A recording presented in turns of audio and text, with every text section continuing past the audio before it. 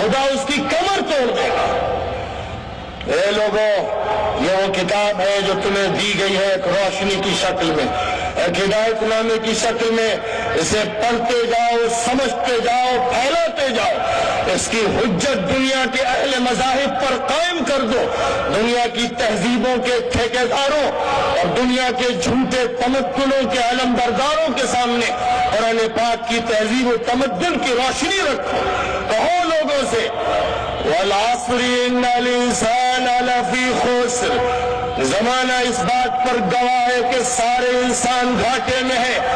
امریکہ زوال کی طرف جا رہا ہے، یورپ دیوالیہ ہو رہا ہے، مشرق ان کا تھوک چاٹ رہا ہے، اور دنیا کے تمام بر اعظم ابلیسی لعنت کے جال میں گرفتار ہیں۔ سارے لوگ گھاٹے میں ہیں۔ ہدایت صرف ان کو ملے گی اور کامیاب وہ ہے إِلَّا الَّذِينَ آمَنُوا وَعَمِلُوا الصَّالِحَاتِ وَتَوَاصَوْا بِالْحَقِّ وَتَوَاصَوْا بِالصَّبْرِ۔ کامیاب وہ لوگ ہیں، نقصان سے وہ لوگ بچیں گے جو ایمان والے ہیں، جنہیں یقین ہے قرآن پر طاقتوں کا دباؤ ہو، ملک کی سیاست کا دباؤ ہو، فتنہ پردازوں کا دباؤ ہو، لالچ کی تھیلیاں ہو اور عذاب کے کوڑے ہو، جو کسی بھی حال میں لوگوں کے دباؤ کو قبول نہ کرتے ہوئے اللہ کی شریعت پر عمل پیرا رہیں گے اور حق کا پرچار کرتے رہیں گے ٹنکے کی چوٹ پر۔ وَتَوَاصَوْا بِالْحَقِّ، حق بولیں گے، حق کہیں گے، حق پہ چلیں گے، حق کا علم اٹھائیں گے، حق کی دعوت دیں گے، ایوانوں میں دیں گے، اسمبلیوں میں دیں گے، بازاروں میں دیں گے، مارکیٹوں میں دیں گے، لوگوں کی بھیڑوں میں دیں گے، غیر مسلموں اور مسلموں کو دیں گے۔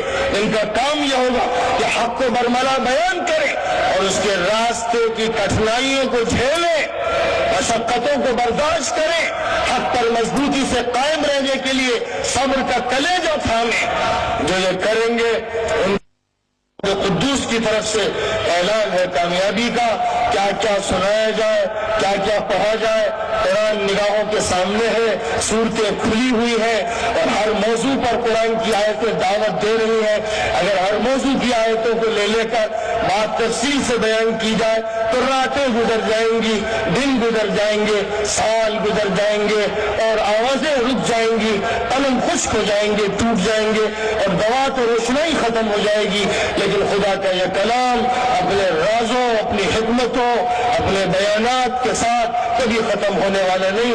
بس میری بات ختم ہو، اسی میں میری بندگی اور عاجزی ہے، اور اللہ کا کلام سرمدی اور باقی رہے، اسی میں اس کا جلال ہے جو ذوالجلال والاکرام ہے۔ وآخر دعوانا ان الحمد للہ رب العالمین۔